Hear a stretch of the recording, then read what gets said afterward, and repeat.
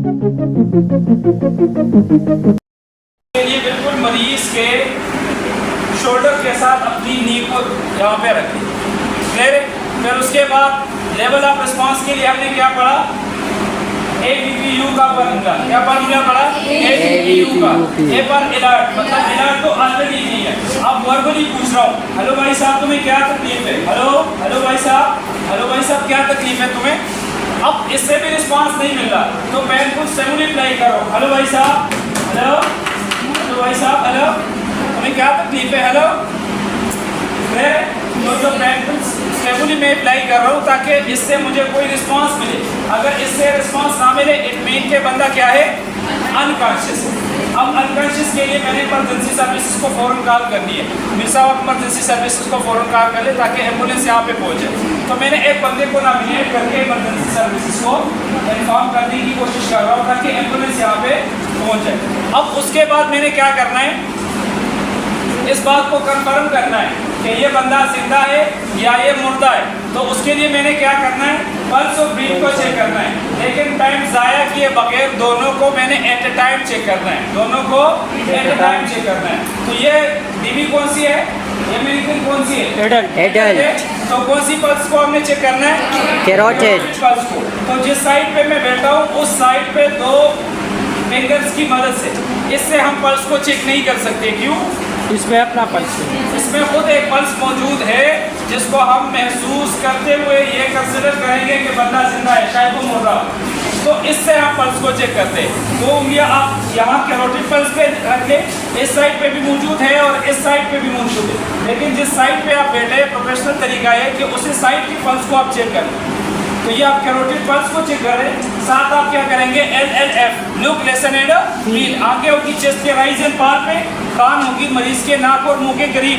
Face का ये area already नाक और मुंह के करीब आ जाएगा। क्लियर हो गया? ये हो गया L, ये हो गया लिसन और ये हो गया फील। इसको मैंने कितने टाइम के लिए चेक करना है? Just for 10 second. Just for 10 second. 10 second से आपको, क्योंकि आप पल्स रेट को चेक करते हैं 10 सेकंड में हम या इसको चेक करते हैं, या 5 सेकंड के लिए जिस पल्स को हम चेक करते हैं उसको हम क्या करते हैं? 5 सेकंड में हम 12 के साथ मल्टीप्लाई करते हैं। और अगर 10 सेकंड में हम पल्स को चेक करते हैं उसको हम 6 के साथ मल्टीप्लाई करके हमें पल्स रेट का पता चल जाता है। भाई एक मिनट में इतनी पल्स उसकी चल रही है, क्योंकि पल्स रेट 1 मिनट पे हमको कंसिडर करते हैं उसको पल्स रेट। क्लियर? तो उसके लिए हमने 10 सेकंड के लिए पल्स को चेक करना है। किस तरह हम काउंट करेंगे? देखिए 1001, 1002, 1003, 1004, 1005, 1006, 1007, 1008, 1009, 1010, 1 2 3 4 5 6 7 8 9 10 ये सेकंड के जुमरे में नहीं आता। 1001, 1002 अगर आपके पास घड़ी मौजूद नहीं है तो अपने पल्स को इस तरीके से, पल्स को, हार्ट बीट को, रेस्पिरेटरी रेट को आप जो भी चेक कर रहे हैं तो आपने 1001, 1002 ये सेकंड कंप्लीट हो जाता है, उस हिसाब से आपने इसको चेक करना है। क्लियर है? अब इस कंडीशन में मरीज की पल्स और ब्रीथ दोनों नहीं चलती। बंदा क्या है? पेशेंट क्या है? नो पल्स और नो ब्रीथ कंडीशन में, मतलब कार्डियक अरेस्ट में। तो फौरन मैंने क्या शुरू करना है? टाइम को ज़ाया किए बगैर, क्योंकि शायद मेरे आने से पहले 2-3 मिनट पहले इसकी मौत वाक़या होगी। तो क्लिनिकल डेथ को बायोलॉजिकल डेथ में कन्वर्ट होने से बचाने के लिए हमने फौरन CPR को शुरू करना है। बर वक्त हमने CPR के अमल को शुरू करते हुए किसी इंसान की ज़िंदगी को बचा सकते हैं। क्लियर है? तो CPR में हमने पहले क्या पढ़ा? DRS, उसके बाद क्या आता है? C का मतलब है कंप्रेशन, R सर्कुलेशन। तो फौरन हमने छाती के दबाने के अमल को शुरू करना है। छाती के दबाने के अमल को शुरू करने से पहले हमने उस लोकेशन या उस एरिया को मालूम करना है कि कहाँ पे मैंने अपने हाथ की पोजीशन या लोकेशन मेरी क्या है, कहाँ पे मैंने अपने हाथ को रखना है। तो वो लोकेशन है, देखिए यहाँ पे 3 हड्डियाँ मौजूद है यहाँ पे, वर्टेब्रम, स्टर्नम और ज़िफाइड प्रोसेस। तो हमने हाथ रखना है स्टर्नम पे। कहाँ पे रखना है? स्टर्नम पे। ये एरिया स्टर्नम की है, या छाती का दरमियाना निचला हिस्सा, छाती का दरमियाना निचला हिस्सा। अगर इस तरह भी आपको कंफर्म ना हो तो एक स्ट्रेट लाइन आरजी हाथों की मदद से, उंगलियों की मदद से आप वहाँ पे एक स्ट्रेट लाइन चेस्ट पे बनाएं और दूसरी नेपल के साथ आप वर्टिकल लाइन इस तरह खींच दें। ये दोनों लाइन जहाँ पे प्लस का निशान बनाए, इसका मतलब ये लोकेशन वही है जहाँ पे मैंने हाथ को रखना है, मतलब ये स्टर्नम की एक्यूरेट पोजीशन है। हाथ आपने बिल्कुल स्टर्नम पे ही रखने, समझ आ रही है। फिर उसके बाद आता है अपने हाथों की पोजीशन बनाना। हाथ की पोजीशन आपने किस तरह बनानी है, एक हाथ जो आपकी पावर हैंड है, जो आपकी पावर हैंड है उसको आपने बिल्कुल स्ट्रेट करना है, उसमें खम नहीं लाना, बिल्कुल स्ट्रेट करके दूसरे हाथ की उंगलियां उसमें इंटरलॉक कर दी है और अपने हाथ की इस हथेली को अपने उसी स्टर्नम के पोजीशन पे रख दी, इस हथेली को आपने स्टर्नम के पोजीशन पे रख दी, क्लियर है। फिर उसके बाद अपने बॉडी की पूरी वेट मरीज के ऊपर लेके आनी ताकि आप इजीली वहाँ पे फोर्स अप्लाई कर सकें। अगर आप यहाँ से फोर्स अप्लाई करेंगे तो आप फोर्स भी अप्लाई नहीं कर सकेंगे, चेस्ट को कंप्रेस भी नहीं कर सकेंगे। और एक साइकिल, क्योंकि हम सीपीआर को साइकिल के हिसाब से करते हैं, साइकिल में हम सीपीआर को अप्लाई करते हैं, तो जब आप एक साइकिल कंप्लीट करेंगे आप मुकम्मल तक जाएंगे, तब आप सीपीआर टेक्निक अप्लाई नहीं कर सकते। इसमें आपकी बॉडी की पोजीशन जो है वो लाजमी है। अगर आपकी बॉडी की पोजीशन एक्यूरेट है, सही है, आप ज़्यादा टाइम तक सीपीआर की टेक्निक्स को किसी भी पेशेंट पे अप्लाई कर सकते हैं। तो आपका हाथ यहाँ पे होगा, दूसरा हाथ उसके ऊपर इंटरलॉक होगा, इस हाथ में खम नहीं होगा, बॉडी बिल्कुल आपकी पेशेंट के ऊपर आएगी इस तरीके से। अब मैंने क्या करना है, छाती को दबाना है, तो छाती को दबाने का अमल हमने हार्ड और पास करना है। क्या करना है, हार्ड और पास करना है।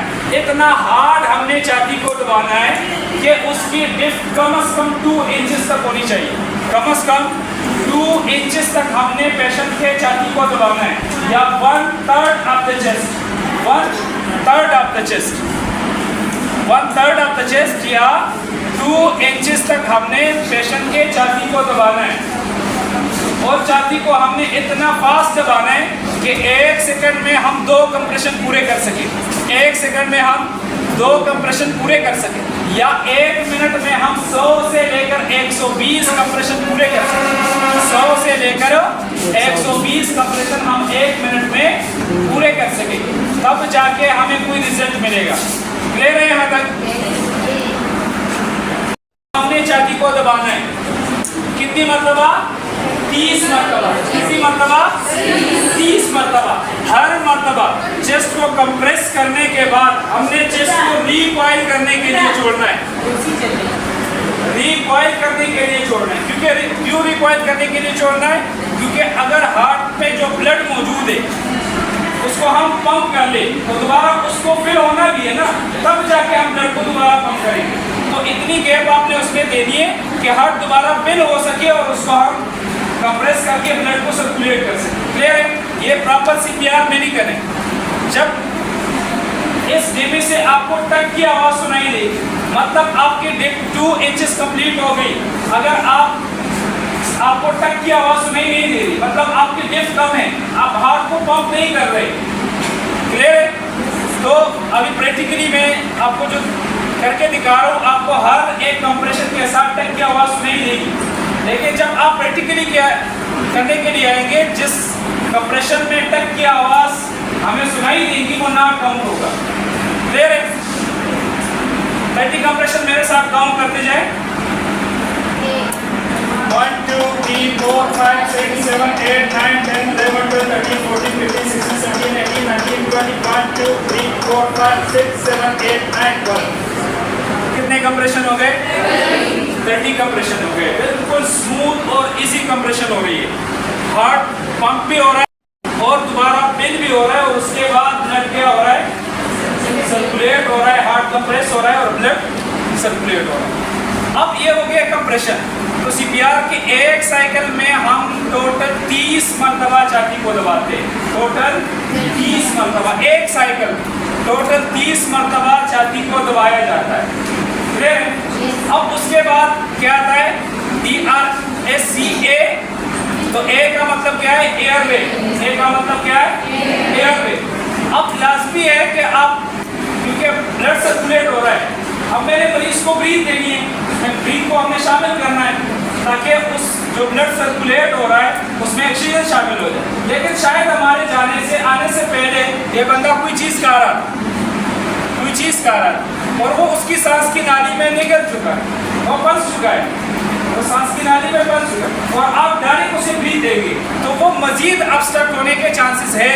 तो आप एयरवे को चेक कर ले, एयरवे को देख ले, एयरवे ऑब्स्ट्रक्ट तो नहीं है, क्योंकि हर एक इमरजेंसी में, ये सिर्फ CPR की बात नहीं कर रहा, जिस इमरजेंसी में आप एयरवे को मैनेज कर रहे, एयरवे मैनेजमेंट कर रहे, तो आपने ये 2 टेक्निक्स अप्लाई करनी है। कितनी टेक्निक्स है एयरवे मैनेजमेंट की? 2 टेक्निक्स है। कितनी टेक्निक्स है? 2 टेक्निक्स। एक को कहते हैं head tail chain left, head tail chain left. ये हम अप्लाई करते हैं मेडिकल इमरजेंसीज में। कौन सी इमरजेंसीज में? मेडिकल इमरजेंसीज में। और दूसरे है जा थ्रस्ट, जा थ्रस्ट टेक्निक्स को हम अप्लाई करते हैं ट्रामा केसेस में। कौन सी केस में? ट्रामा इमरजेंसी जो होती है, जो इंजरीज की इमरजेंसीज होती है, उसमें हम जा थ्रस्ट की टेक्निक्स को अप्लाई करते हैं। और जो मेडिकल इमरजेंसीज होती है उसमें हम हेड टेल चेन लेफ्ट की टेक्निक्स को अप्लाई करते हैं। दोनों को आपको प्रैक्टिकली करके दिखाएंगे ताकि आप प्रैक्टिकली उसे अप्लाई करने में आपको आसानी हो। देखिए पहला क्या है? हेड टेल चेन लेफ्ट का मतलब क्या है? देखिए एक हाथ माथे पे रख के 2 उंगलियां इस तरह, ये चिन के नीचे रख ले, ये चिन के नीचे रख ले और हेड को पीछे की तरफ लेके जाए। हेड हो गया टेल, पीछे की तरफ चला गया, हेड हो गया टेल। अब इस थंब से चिन को क्या कर ले? लेफ्ट कर ले, तो हो गया हेड टेल चिन लेफ्ट। सिंपल टेक्निक्स है। एक हाथ यहाँ माथे पे रख के 2 उंगलियां चिन के नीचे रख ले, हेड को पीछे की तरफ लेके जाए, ये हो गया हेड टेल। इस थंब से आप चिन को क्या कर ले? लेफ्ट कर ले, चिन हो गया लेफ्ट, हेड टेल चिन लेफ्ट। ये टेक्निक्स होती है। तो अक्सर इमरजेंसीज में इस तरह होता है, जिस तरह एपिलेप्सी के पेशेंट होते हैं वो अपने जबान को दांतों के बीच में चबाते हैं, तो जब आप हेड को टेल कर लेते तो जबान पीछे की तरफ जो है वो पुश हो जाती है और फिर ये चांसेस नहीं रहते कि बंदा अपने जबान को दांतों के बीच में चबाए। अगर आप हेड को पीछे की तरफ लेके जाए फिर आप कोशिश कर ले कि आपकी जबान आपके दांतों के बीच में आ सकती है या नहीं, प्रैक्टिकली कर ले आपको खुद पता चल जाएगा। दूसरी इमरजेंसी अक्सर इस तरह होती है कि ये टंग हमारी जो है ये बेंड हो जाती है, पीछे की तरफ बेंड हो जाती है, जो एयरवे को ऑब्स्ट्रक्ट कर सकती है। तो जो ही आप हेड टेल कर लेते हैं तो आपकी जबान जो है वो ऑटोमेटिकली सेट हो जाती है, एयरवे क्लियर हो जाती है। क्लियर हो गया? ये हो गया head tail chain left. Clear हो गया? अब अगर आपको एयरवे में कोई चीज दिखाई दे रही है कि किसी चीज ने, किसी ऑब्जेक्ट ने एयरवे को ऑब्स्ट्रक्ट किया हुआ है, फॉरेन बॉडी वहां पे मौजूद है और आप उसे रिमूव कर सकते हैं, तो ये पहले अब आपकी बारी है, इससे आप उसे रिमूव कर सकते हैं बशर्त इसके कि आप उसको अप्रोच कर सकते हो अपर एयरवे में मौजूद है। अगर लोअर रेस्पिरेटरी ट्रैक्ट में तो आप उसको आपने नहीं छेड़ना, आप उस एयरवे को मजीद ऑब्स्ट्रक्ट कर लेंगे। रह रहे यहाँ तक?